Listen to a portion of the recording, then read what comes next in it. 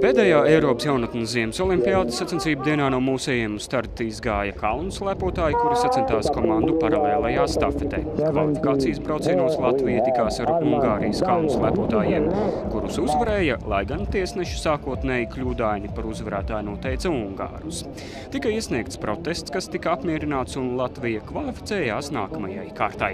Tajā latviešiem pretī stājās spēcīgie Austrijas slēpotāji. Lai arī Latvija beigās piekāpās austriešiem, Niks Zvejnieks savā braucienā uzvarēja spēcīgāko Austrijas sportistu. Tikmēr daļslidošanas sacensībās Ieva Gaile 28 sportistu konkurencē spēja izcīnīt 18. vietu, bet par uzvarētāju kļuva Krievijas pārstāvē.